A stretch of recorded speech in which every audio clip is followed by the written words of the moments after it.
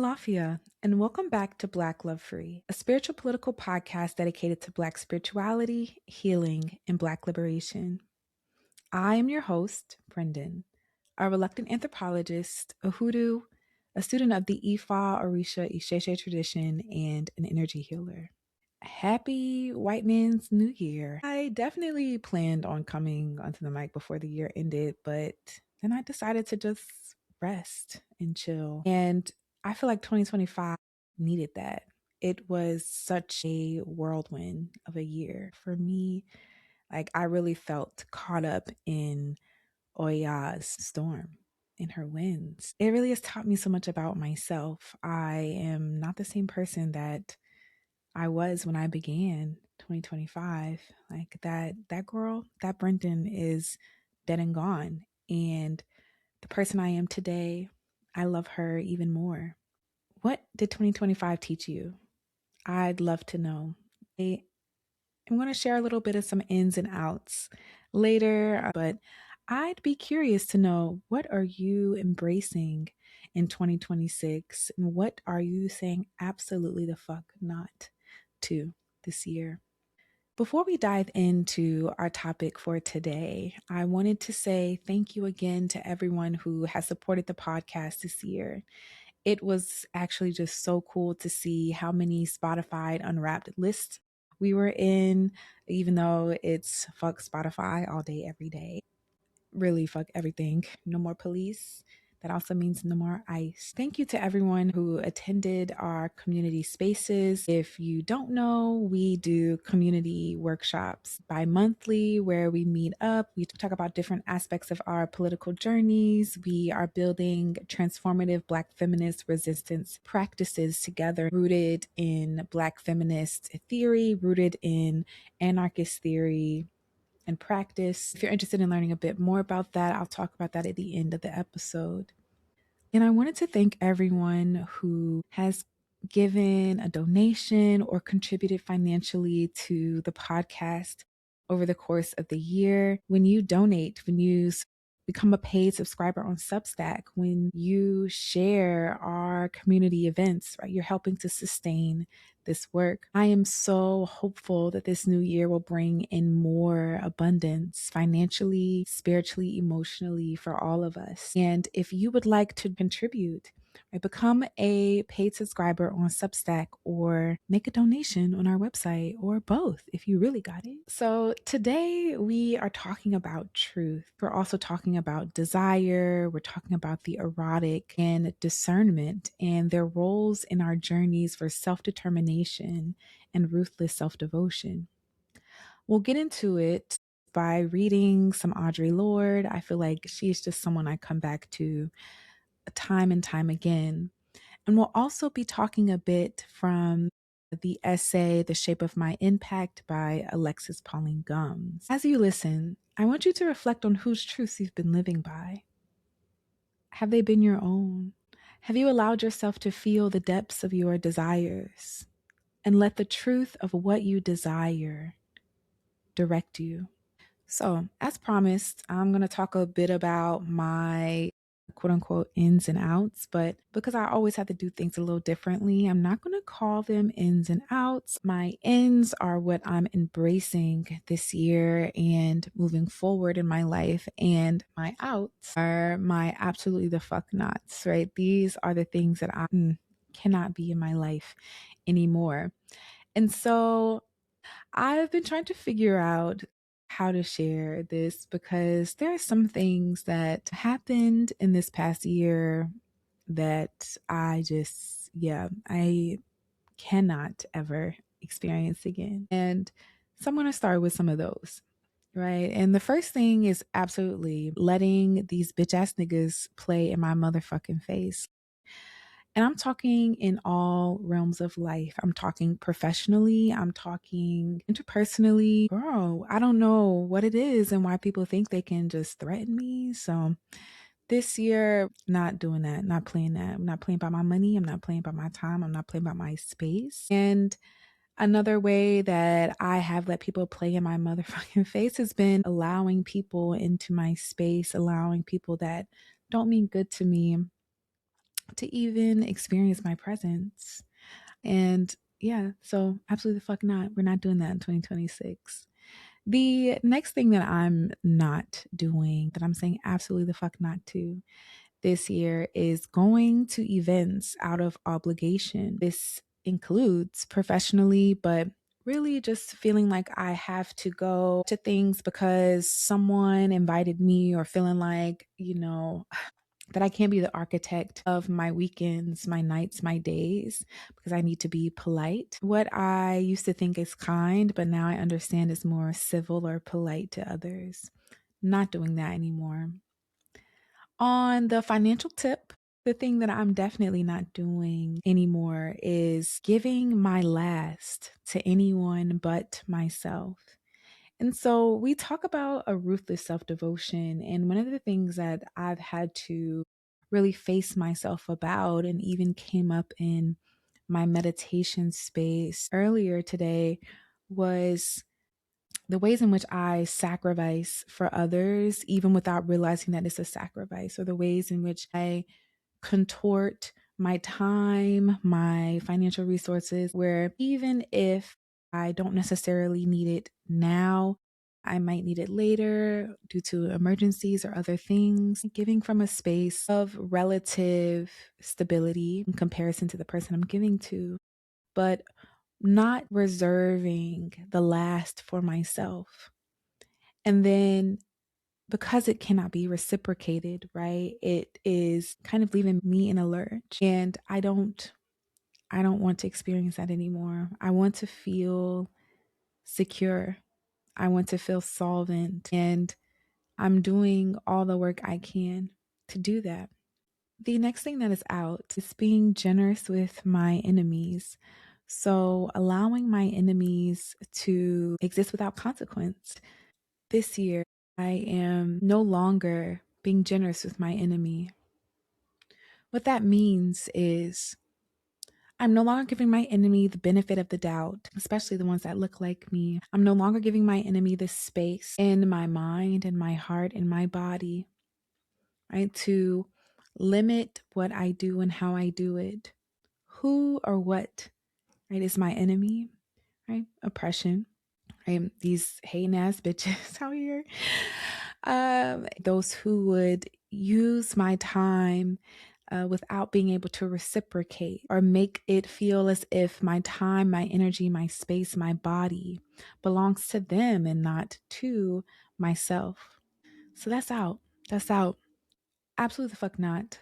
Something that I'm not doing this year is doubting my own truth because people want to project their mess onto me. This projection that happens when others are not in a space or have the capacity to love you or to really love themselves deeply.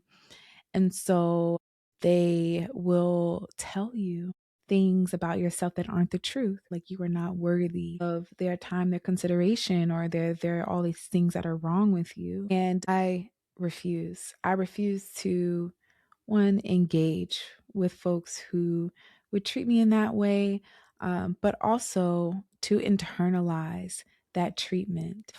And so, yeah, I'm leaving that behind in 2025.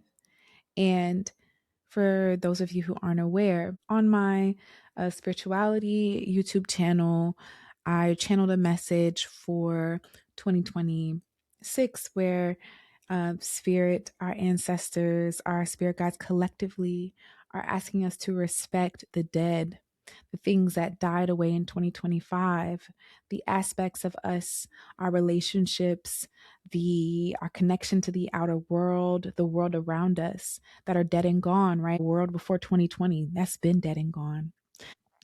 The unending, unconditional belief that the Democratic Party will save us, dead and gone.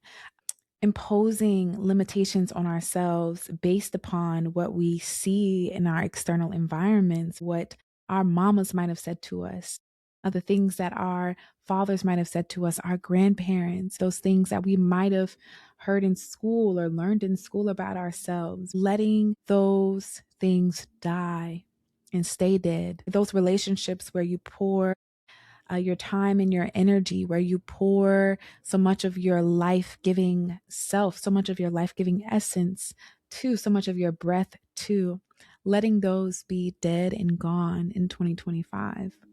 And so that word was a word for me, but I felt that it was useful for the collective as well. Thinking about how the time is gone for us to waver in the untruth of our unworthiness. The time is gone for us to be wrapped up in the lie of our enemies that say that our destruction is mutual.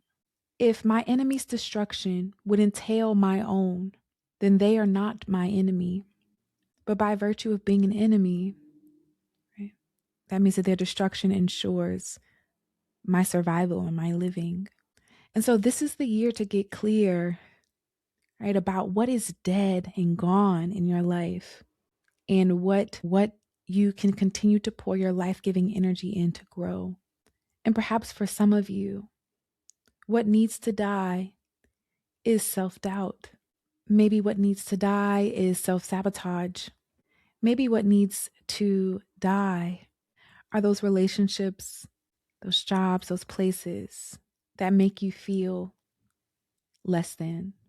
I'm not sure who needs to hear this, but there is no amount of your energy that you could pour in to that person that would make them living again. Things would never be what they were. And so resting in the truth, right, that things will never be what they were, I am embracing, I'm opening up to so many beautiful things. So here's what I am embracing. I'm embracing love that is an answered prayer. Last year, I wrote to myself after experiencing heartbreak again and again and again, and not just romantically, the failure of of the fundraiser for the vision of the season that I had, the continued missteps or around my career, the continued feeling that I just wasn't doing enough or achieving enough, and romantically, right? Choosing lovers who couldn't hold me. And so, yeah, my prayer was for a love that honors my peace, not a love that makes me earn it. I desire love. I am not ashamed of my desire for love and to be loved. I am not ashamed of my desire for devotion, for consideration. I'm not ashamed for the desire for the recognition of my magnitude. Love that would see me and not ask me to change, but ask me to open to its arrival. That is what I am embracing. I'm embracing dancing in the moonlight like the werewolf I am. I am embracing more dinner parties, more tattoos, more moonlit kisses. I'm embracing more orgasms, more fun. I'm embracing voicing my desires in front of my altar. Sometimes I used to believe that what I wanted was silly, that what I desired I didn't deserve.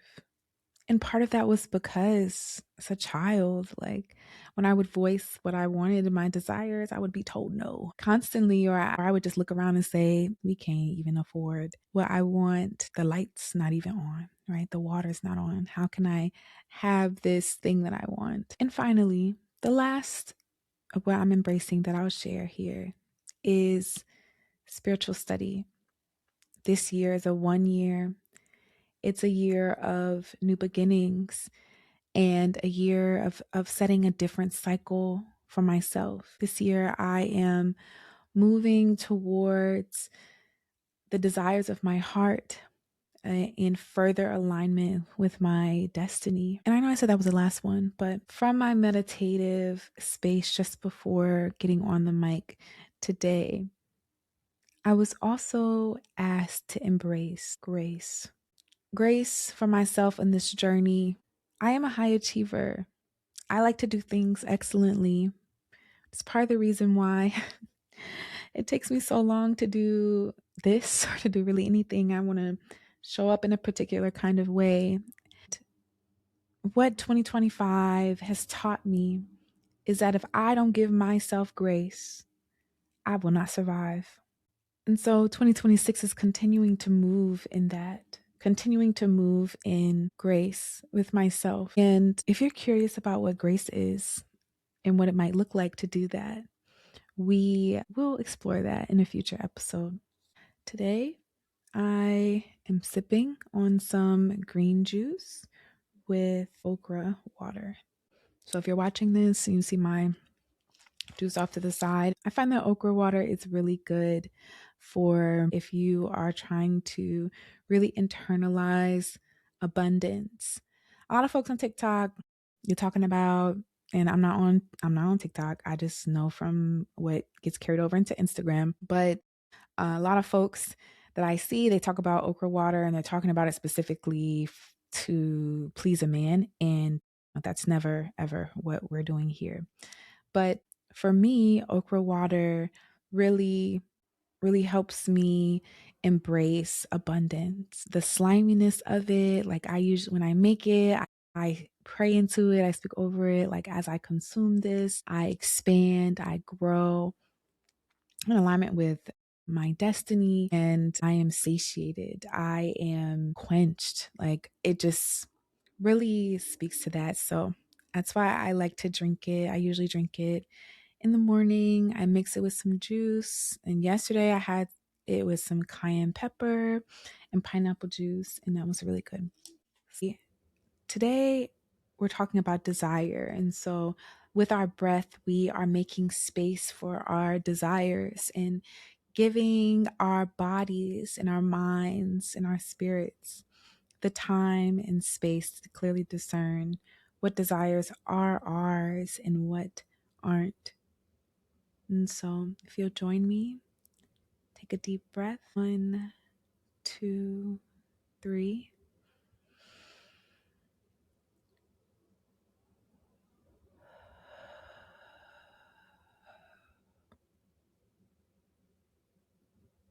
One more.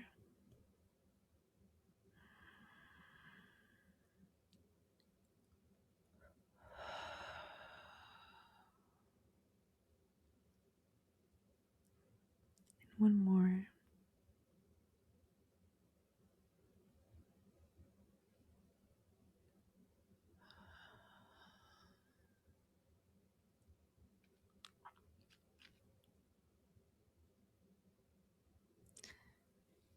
According to the Oxford Language Dictionary, the word desire means, quote, a strong feeling of wanting to have something or wishing for something to happen. As a verb, desire means to strongly wish for or want something or to want someone sexually or entreat. And the word desire comes from the Latin stem de, which means down, and sidus or sider, which means star or constellation.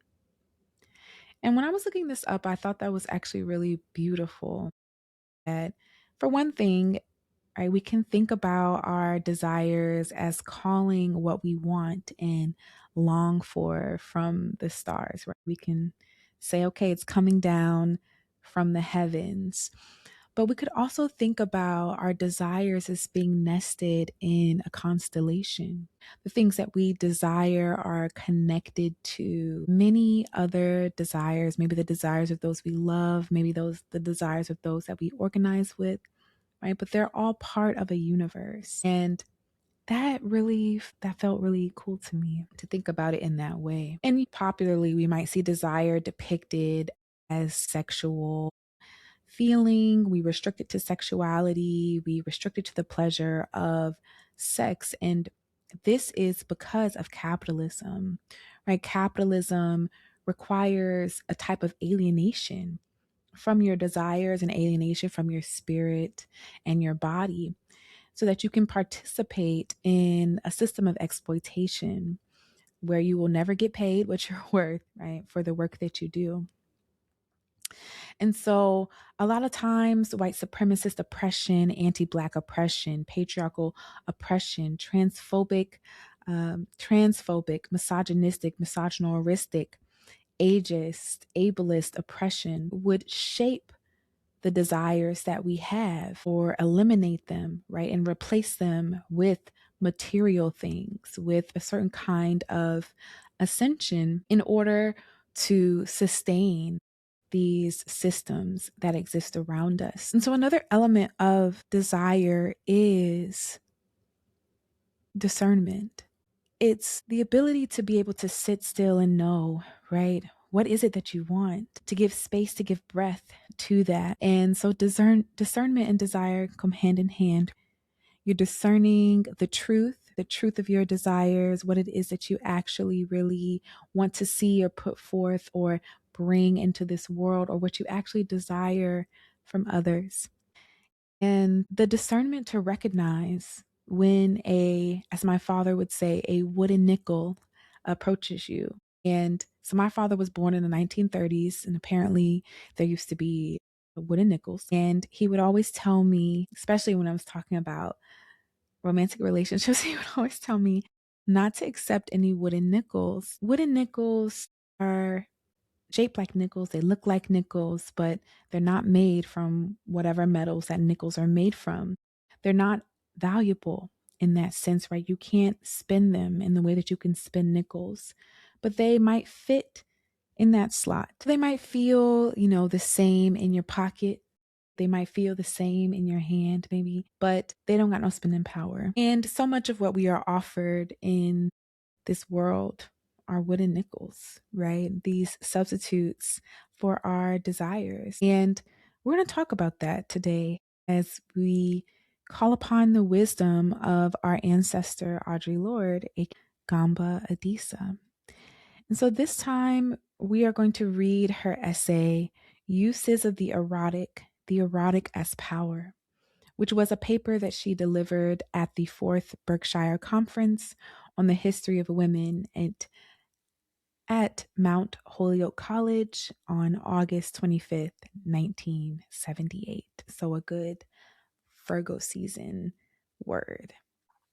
And so we're going to read through this as usual and talk about different aspects of this work. And it's a short talk, but it's one that really just speaks to, I think, the truth of this moment where we are going to be, from this point forward, going to have to really use our discernment, really recognize the truth, and allow that truth to guide us towards a better world. Anything short of that will lead to our destruction. And I think what's really also very interesting about this paper, right, is that she's presenting at a History of Women conference. And I know for sure that she was the only one that was probably thinking about the erotic and about desire, especially in the 1970s, in this way, thinking about the erotic within the history of those who are gendered as women and lived those gendered lives. And so yeah, let's dive right in. Okay, there we go.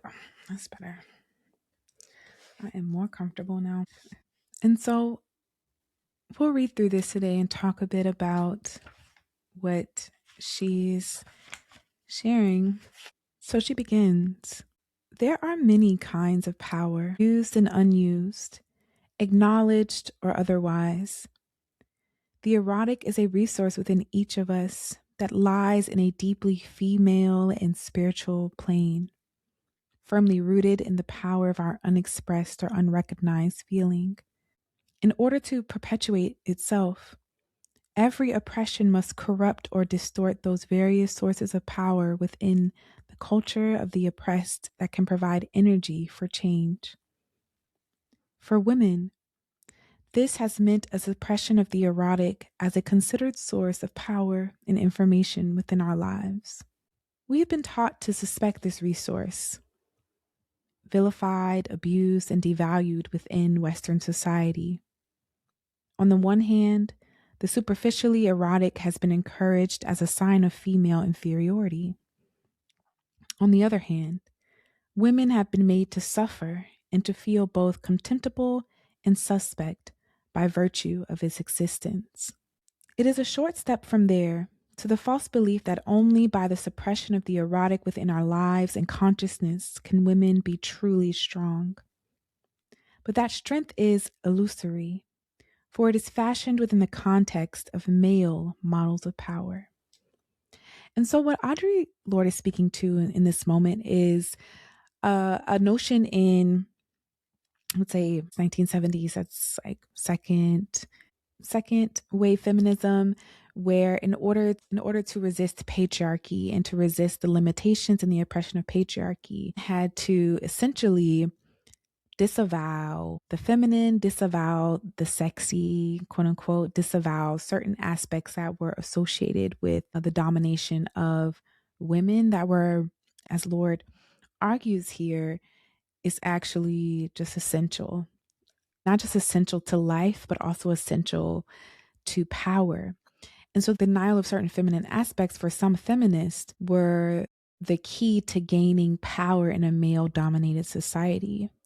But what Lord does here, right, is actually just say, no, that doesn't actually get rid of the issue. That doesn't liberate us. All it does is resituate us within male models of power, right? And so the erotic, which she names as female and as spiritual, is a source of power that liberates, but it's one that typically is unexpressed or unrecognized.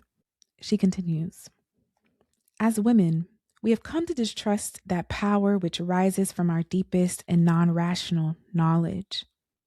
We have been warned against it all our lives. We've been warned against it all our lives by the male world, which values this depth of feeling enough to keep women around in order to exercise it in the service of men, but which fears the same depth too much to examine the possibilities of it within themselves. So women are maintained at a distant, inferior position to be psychically milked, much the same way ants maintain colonies of aphids to provide a life-giving substance for their masters. But the erotic offers a well of replenishing and provocative force to the woman who does not fear its revelation, nor succumb to the belief that sensation is enough. The erotic has often been misnamed by men and used against women. It has been made into the confused, the trivial, the psychotic, the plasticized sensation. For this reason, we have often turned away from the exploration and consideration of the erotic as a source of power and information, confusing it with its opposite, the pornographic. But pornography is a direct denial of the power of the erotic, for it represents a suppression of true feeling. Pornography emphasizes sensation without feeling. And so here we see Lord setting up the erotic among the other aspects of patriarchal power that's exercised through gender. In patriarchy, the erotic, that unrecognized feeling of desire within each of us, becomes minimized, localized in the feminine, and then exploited because those who are socialized as men are not allowed to really access, right, certain aspects of emotion, of feeling, of desire outside of the sexual, right? Then that gets transferred or placed upon the feminine. And then it's minimized, right, to the sensation of sex, right, to the sensation of sexual desire. And so what she also does here, and she does it so well, right, is position the erotic as an integral piece and part of all of us, as the opposite in a binary against the pornographic. The pornographic, for a lot of folks, are how they enter or understand desire, the disregard for the other that happens often in the pornographic. The pornographic is about being able to satiate your own sexual desire. Well, let me back up. So within the frame of the pornographic, right, the desire becomes minimized, desire becomes smushed, compacted. The aspects of desire that serve as a source of power, as a source of information, those are disavowed, those are pushed away. And instead is left this self serving pornographic. And so she gets a little bit more into that, what that looks like. But it's important for us to think about this, right? As we think about our own desires. Are our desires positioning us in a dynamic of power in which we are pulling unilaterally, essentially, from something or someone else? She continues. The erotic is a measure between the beginnings of our sense of self and the chaos of our strongest feelings. It is an internal sense of satisfaction to which, once we have experienced it, we know we can aspire. For having experienced the fullness of this depth of feeling and recognizing its power, in honor and self respect, we can require no less of ourselves. It is never easy to demand the most from ourselves, from our lives, from our work. To encourage excellence is to go beyond the encouraged mediocrity of our society, but giving in to the fear of feeling and working to capacity is a luxury only the unintentional can afford. And the unintentional are those who do not wish to guide their own destinies.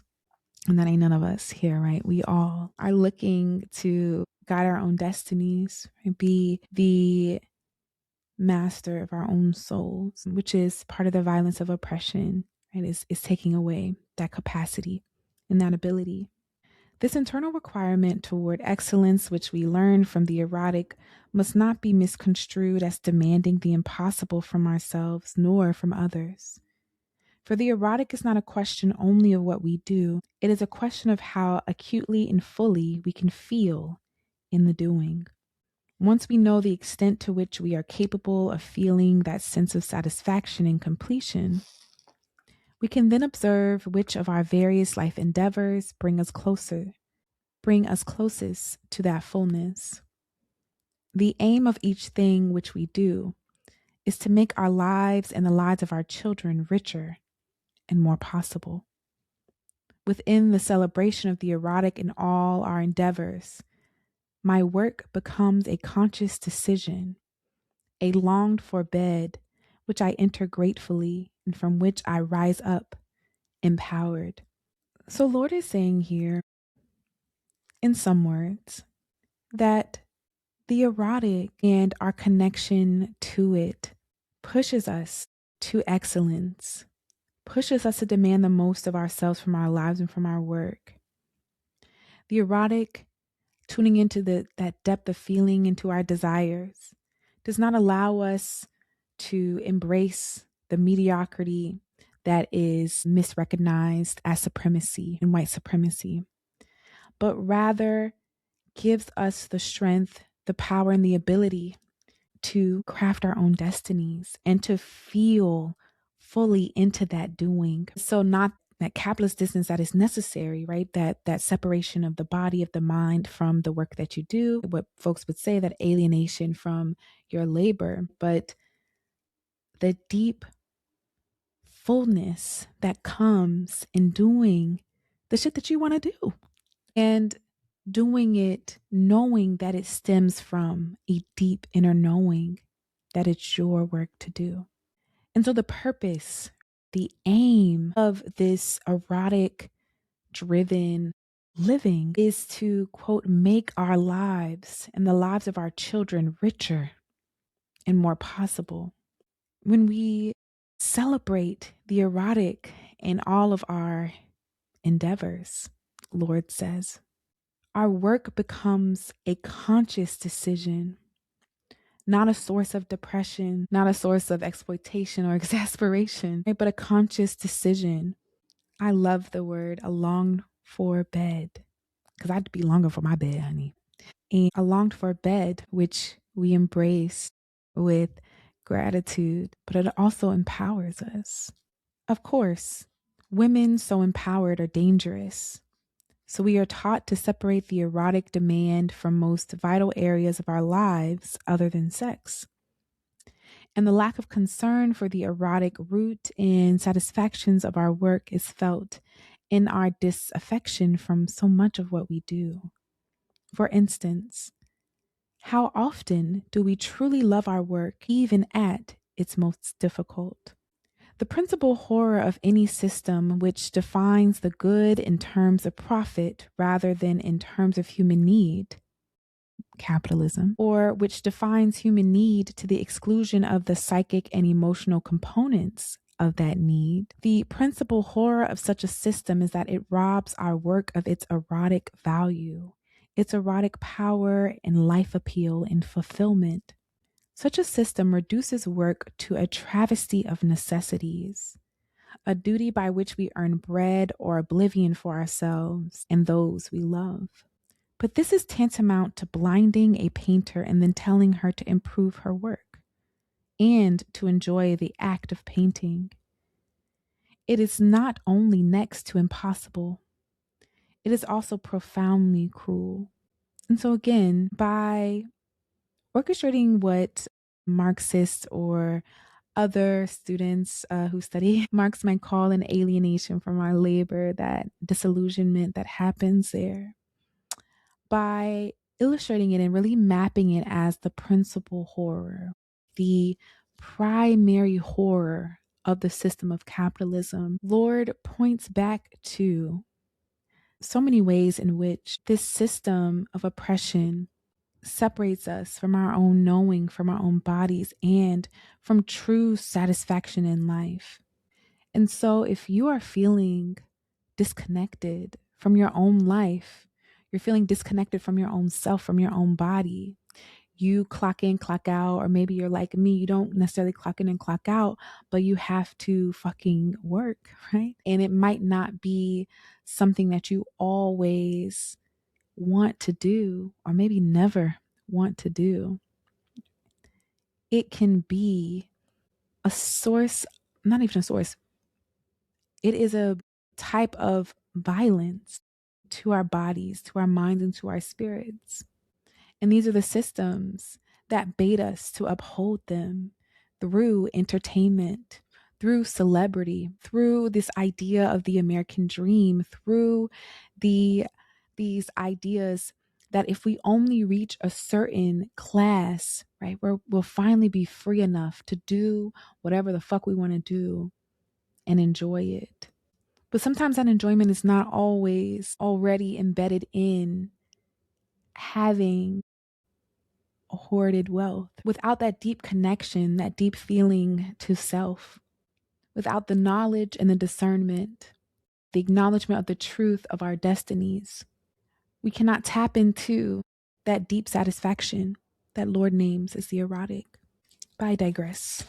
As women, we need to examine the ways in which our world can be truly different. I am speaking here of the necessity for reassessing the quality of all the aspects of our lives and of our work, and how we move toward and through them. The word erotic comes from the Greek word eros, the personification of love in all its aspects, born of chaos, and personifying creative power and harmony. When I speak of the erotic, then, I speak of it as an assertion of the life force of women, of that creative energy empowered, the knowledge and use of which we are now reclaiming in our language, our history, our dancing, our loving, our work, our lives. There are frequent attempts to equate pornography and eroticism, two diametrically opposed uses of the sexual. Because of these attempts, it has become fashionable to separate the spiritual, which is the psychic and emotional, from the political, to see them as contradictory and antithetical.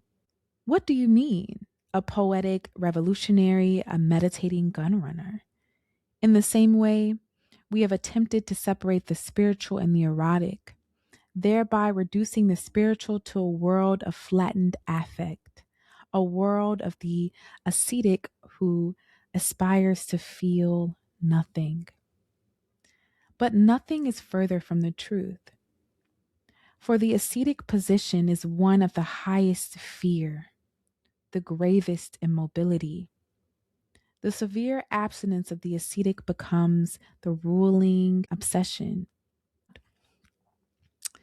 And it is one not of self-discipline, but of self-abnegation. And so, Lord here is talking about how to serve capitalism, patriarchy, ableism, the systems of oppression that interlock, that come together to oppress us and to create our structural positions, right? There are certain separations that are false that are made. And we talk about this all the time on the podcast and in our learning communities. There's this separation between the spiritual and the political, and that can operate in movement spaces as well. But there's also the separation of the spiritual from the erotic, from that deep desire, where folks will say to be truly spiritual, you must be affected by nothing. I understand spirituality to be a practice that allows living. For some, the marker of how spiritual they are and how connected to God they are is their move towards neutrality. That's kind of this more new age thing where nothing affects you, nothing impacts you. You desire nothing unless you're trying to manifest $1 million or whatever, right? Nothing moves you, nothing sways you. You become this kind of stoic. And that's how you move through the world unaffected. And so Lord comes right out the gate and says, no, that's not how we doing it. People's calling that self-discipline, right? But that's actually a denial of feeling and of the self. And this denial of feeling of the self in certain, particularly in white supremacist, anti-Black societies is necessary, is essential, right? To be unaffected and unimpacted by someone else's pain is essential, but also to be unaffected by the disconnection of you from your own desires is essential as well. Because if you don't know who you are, you don't know what you want, you don't know what you desire, you don't know what aligns you with your destiny, right, then anyone can hand you anything and say that it's yours. The dichotomy between the spiritual and the political is also false, resulting from an incomplete attention to our erotic knowledge. For the bridge which connects them is formed by the erotic, the sensual, those physical, emotional, and psychic expressions of what is deepest and strongest and richest within each of us being shared. The passions of love in its deepest meanings. Beyond the superficial, the considered phrase, "it feels right to me," acknowledges the strength of the erotic into a true knowledge. For what that means is the first and most powerful guiding light toward any understanding. And understanding is a handmaiden which can only wait upon or clarify that knowledge deeply born. The erotic is the nurturer or nursemaid of all our deepest knowledge. And so here, if we were to imagine the erotic, the spiritual, the political, the physical, the sensual in a kind of web, there is this false dichotomy between the spiritual and the political. So folks would want to put them as opposites and say that they cannot exist with each other. And so Lord says that what connects our spirits, this beyond this plain connection that we have to living and non-living beings, the connection that we have to our quote unquote higher selves or our ori is the erotic. That is the connection from that to the spiritual, that which pertains to life, to breath, energy, to power, to the political, which is the arrangement of power within a particular structure or society, is the erotic, the bridge between them. So in this web, the erotic is what bridges the two. That deepest form of desire that you cultivate, that you breathe life into, right? Hopefully, right? If you allow yourself to, right? That you co-create with your spirits, with your own ori. That desire that this feels good to me. It feels good to me to have worlds in which folks will have what they need. This deep desire where you choose excellence, where you choose nothing less, where you refuse to compromise for anything less than a world in which folks have the land, the time, the food, the water that they need. That is the feeling that bridges the spiritual desires that we have to the political, the work that we do to rearrange structures and systems of power to create that. And this is the deepest knowledge, that desire that is connected to the spiritual and the political. Right? Lord names as the deepest knowledge or the nurturer of that deepest knowledge. And so Lord goes on to talk about how the erotic functions for her.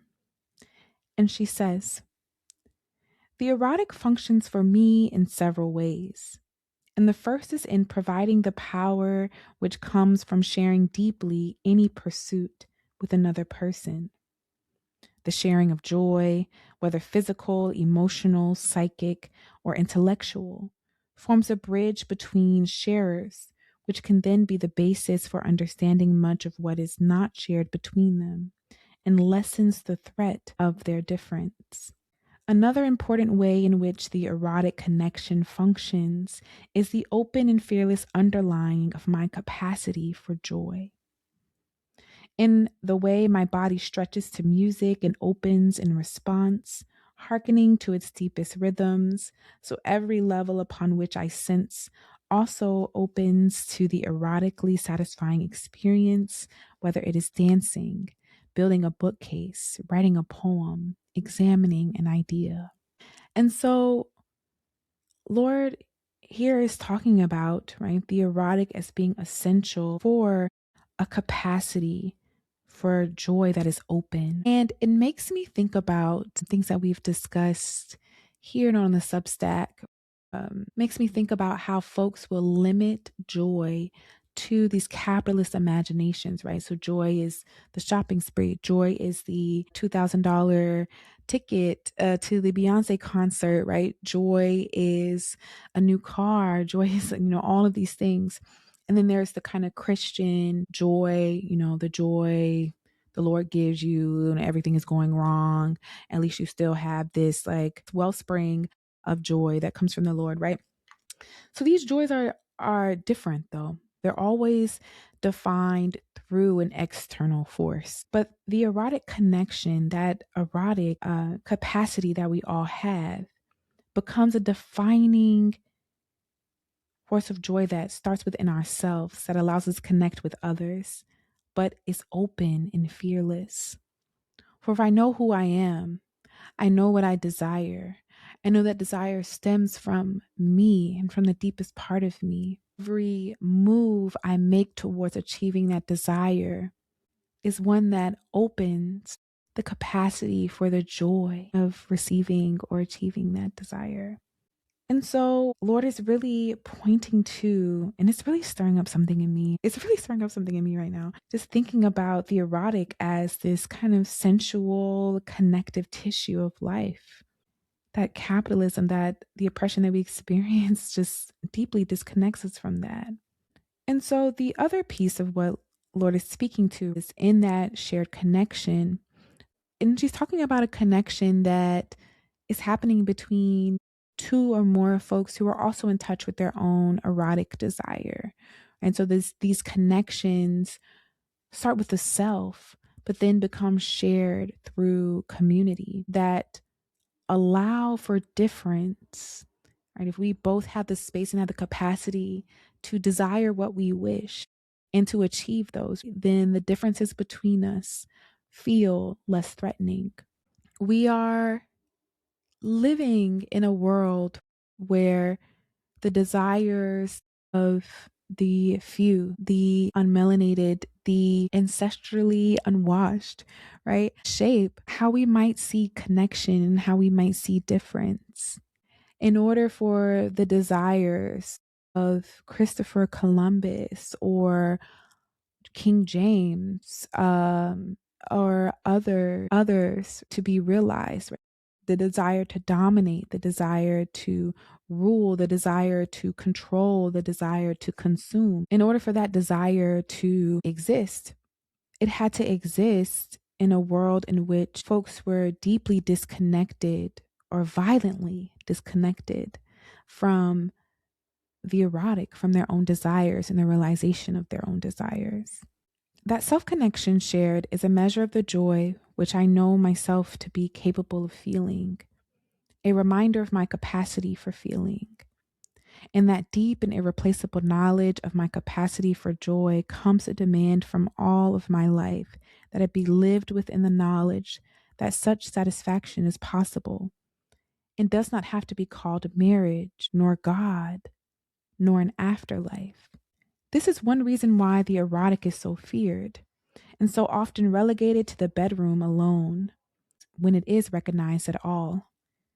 For once we begin to feel deeply all the aspects of our lives, we begin to demand from ourselves and from our life pursuits that they feel in accordance with that joy which we know ourselves to be capable of. Our erotic knowledge empowers us, becomes a lens through which we scrutinize all aspects of our existence, forcing us to evaluate those aspects honestly in terms of their relative meaning within our lives. And this is a grave responsibility projected from within each of us, not to settle for the convenient, the shoddy, the conventionally expected, nor the merely safe. During World War II, we bought sealed plastic packets of white, uncolored margarine with a tiny, intense pellet of yellow coloring perched like a topaz just inside the clear skin of the bag. We would leave the margarine out for a while to soften, and then we would pinch the little pellet to break it inside the bag, releasing the rich yellowness into the soft, pale mass of margarine. Then, taking it carefully between our fingers, we would knead it gently back and forth, over and over, until the color had spread throughout the whole pound bag of margarine, thoroughly coloring it. I find the erotic such a kernel within myself. When released from its intense and constrained pellet, it flows through and colors my life with a kind of energy that heightens and sensitizes and strengthens all my experience. We have been raised to fear the yes within ourselves, our deepest cravings. But once recognized, those which do not enhance our future lose their power and can be altered. Right? So that's like what we were talking about, right? When we recognize our erotic desires, it is so much easier to reclaim our power from that which is not. The fear of our desires keeps them suspect and indiscriminately powerful. For to suppress any truth is to give it strength beyond endurance. The fear that we cannot grow beyond whatever distortions we may find within ourselves keeps us docile and loyal and obedient, externally defined, and leads us to accept many facets of our oppression as women. When we live outside ourselves, and by that I mean on external directives only rather than from our internal knowledge and needs, when we live away from those erotic guides from within ourselves, then our lives are limited by external and alien forms, and we conform to the needs of a structure that is not based on human need, let alone in individuals. But when we begin to live from within outward, in touch with the power of the erotic within ourselves, and allowing that power to inform and illuminate our actions upon the world around us, then we begin to be responsible to ourselves in the deepest sense. For as we begin to recognize our deepest feelings, we begin to give up, of necessity, being satisfied with suffering and self-negation, and with the numbness which so often seems like their only alternative in our society. Our acts against oppression become integral with self, motivated and empowered from within. In touch with the erotic, I become less willing to accept powerlessness or those other supplied states of being which are not native to me, such as resignation, despair, self effacement, depression, self denial. And yes, there is a hierarchy. There's a difference painting a back fence and writing a poem, but only one of quantity. And there is, for me, no difference between writing a good poem and into sunlight against the body of a woman I love. And we gotta love the lesbians. They always gotta bring the lesbianics into things. This brings me to the last consideration of the erotic. To share the power of each other's feelings is different from using another's feelings as we would use a Kleenex. When we look the other way from our experience, erotic or otherwise, we use rather than share the feelings of those others who participate in the experience with us. And use without consent of the used is abuse.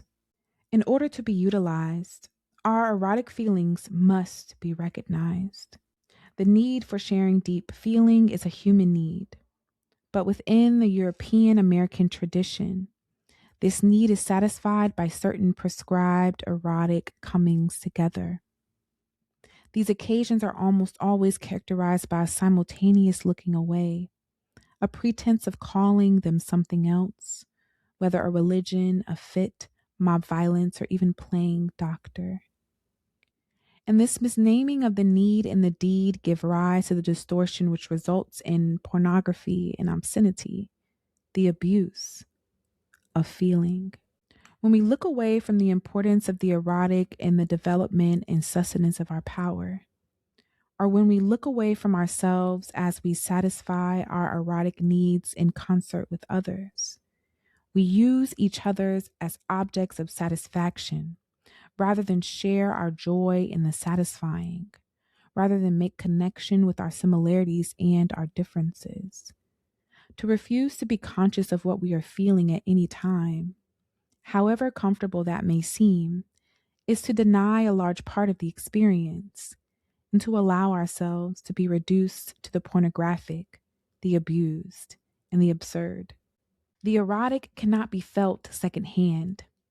As a Black lesbian feminist, I have a particular feeling, knowledge, and understanding for those sisters with whom I have danced hard, played, or even fought. This deep participation has often been the forerunner for joint concerted actions not possible before.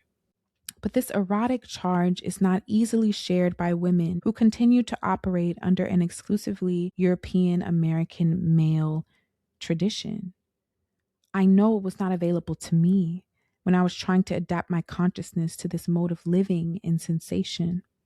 Only now, I find more and more women identified women brave enough to risk sharing the erotic's electrical charge without having to look away and without distorting the enormously powerful and creative nature of that exchange. Recognizing the power of the erotic within our lives can give us the energy to pursue genuine change within our world, rather than merely settling for a shift of characters in the same weary drama.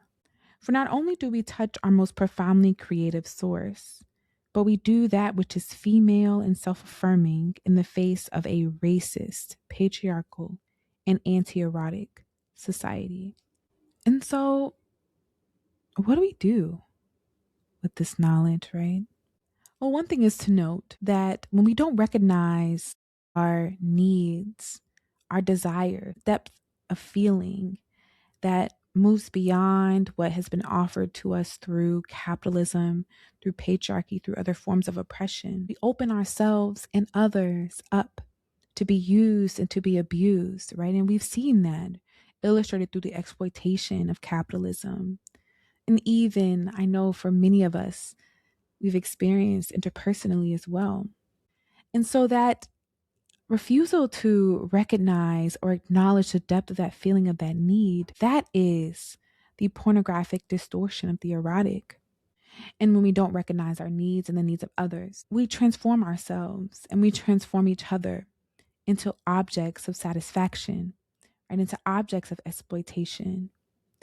And so with a recognition of our erotic feeling, right? With a recognition of our desires, moving in that truth, moving with that discernment that's connected to our intuition, that's connected to our wisdom, that's connected to our sacred experiences.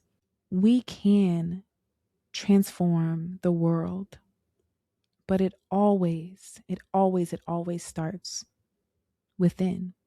And so we move into our reflection and our living in alignment. And I want to start out by saying that for those of us girls who are in our healing journeys, right, must accept the truth that things will never be what they were, right? Those dead things that we talked about early on, those things are dead and gone. Things will never be what they were. So we have to rest in that fact, rest in the truth that if the world is in fact ending, what kind of violence are we doing to ourselves and to each other to not allow each other to know and understand our deepest desires and to move in them? If the world is ending, what better time than now to live in your destiny and your purpose? We recognize why we cannot bear the burden of the nation state through self denial and self abandonment. I cannot bear the burden of the US nation state by denying myself my destiny, and neither can you. So we have to think about, right, where we can be generous with ourselves, where we can allow ourselves to have the space, the time to acknowledge our desires and the desires that we want to see forth in the world.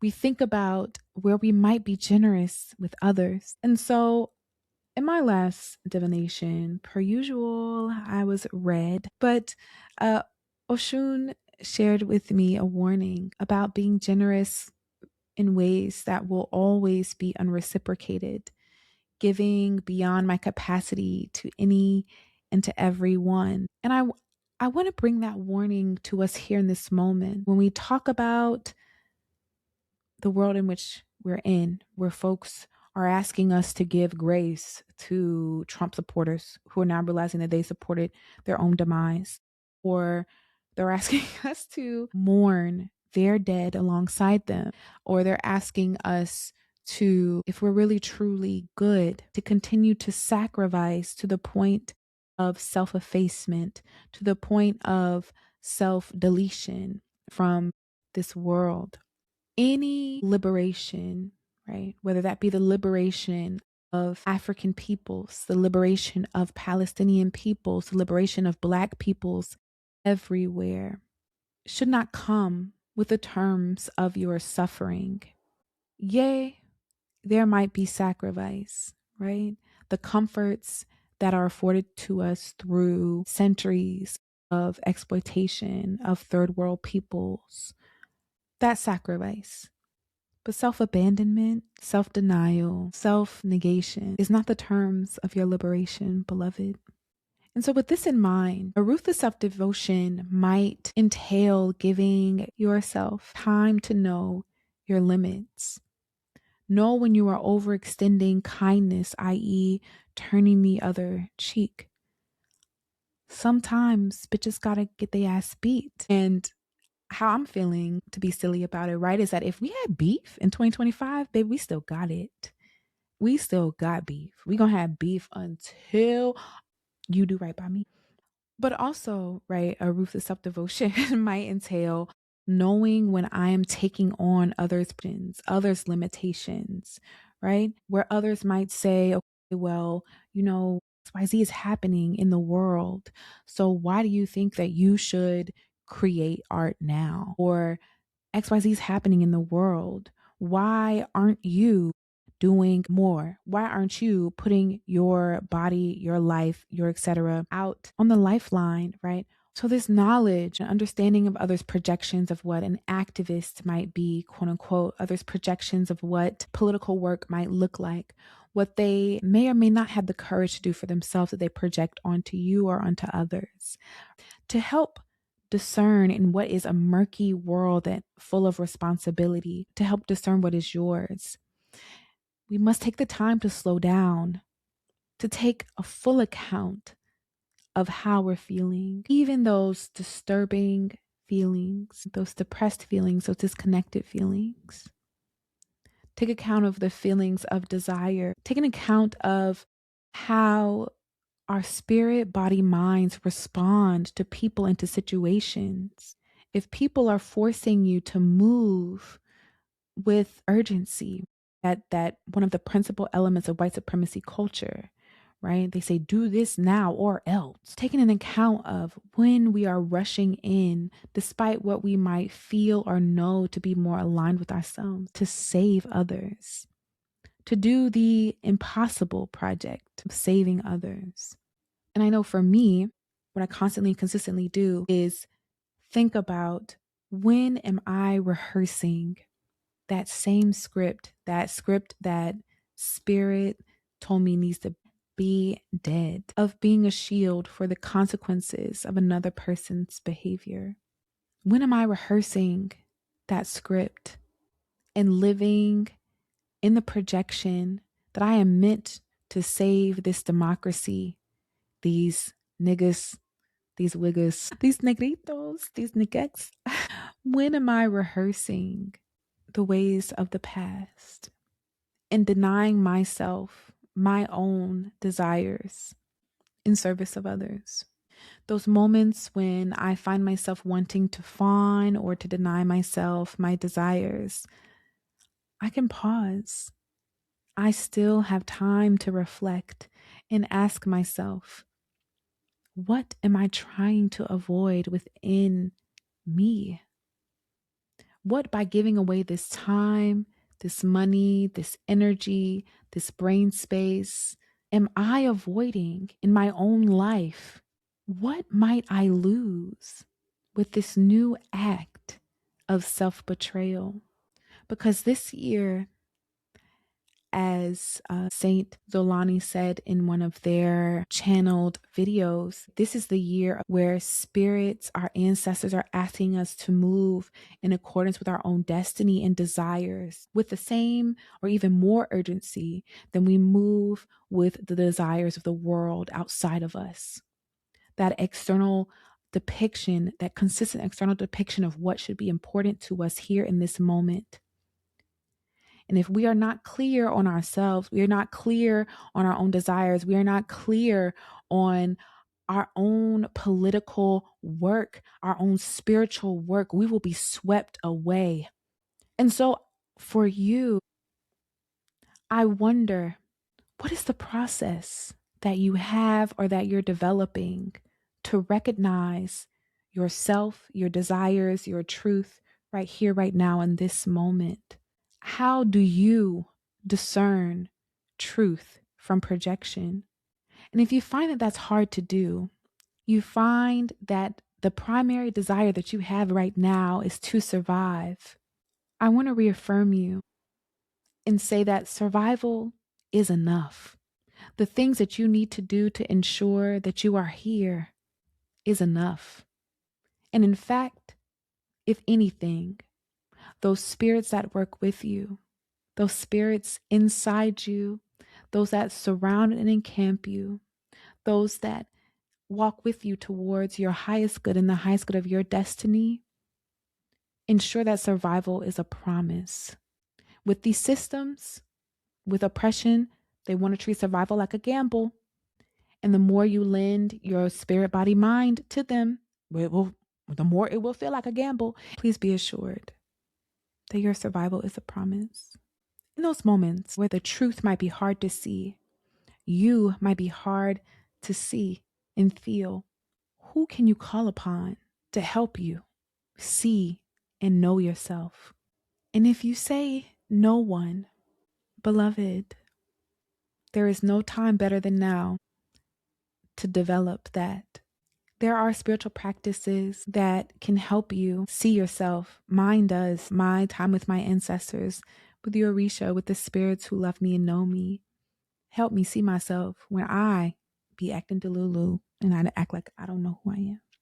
And so developing spiritual practices that are aligned with your destiny are essential now, because we are living in a world of untruth in a fun house where what's being reflected back to us is not truly the shape and form of who we are. As you're sitting in your own space and you're thinking, reflecting, meditating on your desires, you might ask yourself, what do you deeply desire and how? Why do you desire this? And if the desire comes from anything outside of yourself, or particularly, I'll say explicitly, right, the world shaped through forces of oppression that slot your living as death, then you might reconsider. With the desires that come from the wellspring of your own deepest feeling, take some time to picture yourself living in them. Note, how is your world transformed? What is different about the world in which your desires are realized and the world in which you're living in? And then what are the things, the actions that you can commit to bring your desired world into fruition? I do this practice of connecting with my desires fairly regularly. I have to remind myself because I be doing things I don't want to do sometimes. And I have to remind myself of my own desires, that they're sacred and necessary. And they're not things that are impossible to achieve. And so for the folks who think, okay, I desire to survive, survival is enough. We'll bring in the words of Alexis Pauline Gumbs here to help really ground us in that. She says, I love the word survival, and I hate how we declaim it in our contemporary mouths. Rarely these days do you see the word survival without the disclaimer, not just survive, and the additive, but thrive. Are we so seduced by the rhyme that we forget the whole meaning of survival? What people most seem to be actually meaning today when they say not just survive actually means not just subsist. Survival has never meant bare minimum, mere straggling breath, the small space next to the line of death.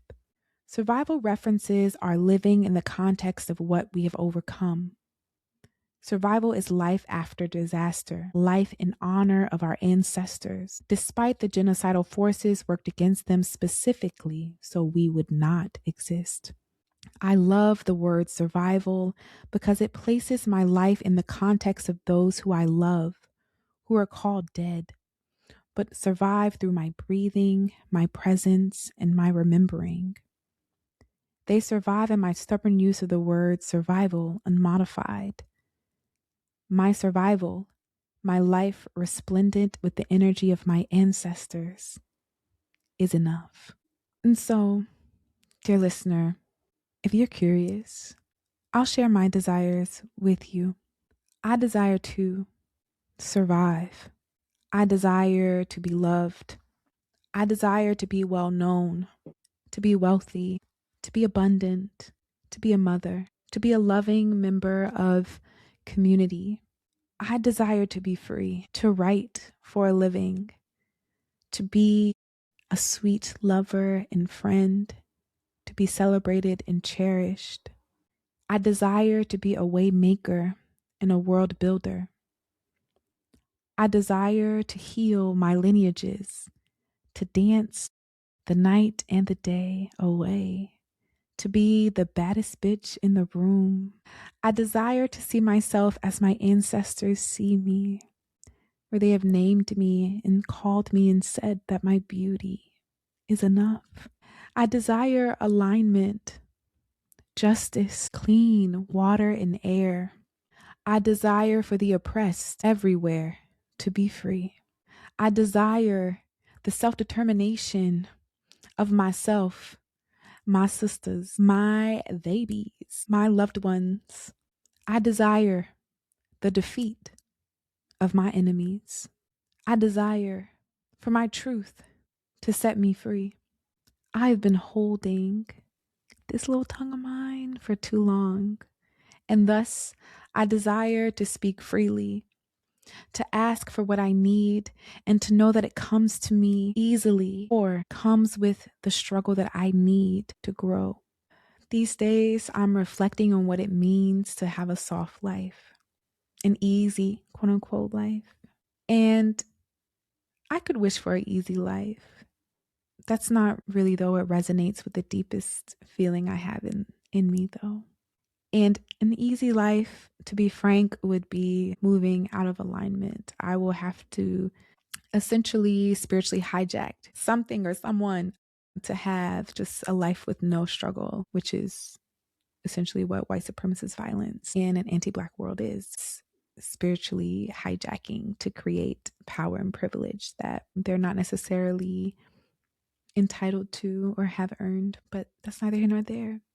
I'm learning that my priesthood, a journey that allows me to fulfill my destiny, is earned through devotion and sacrifice.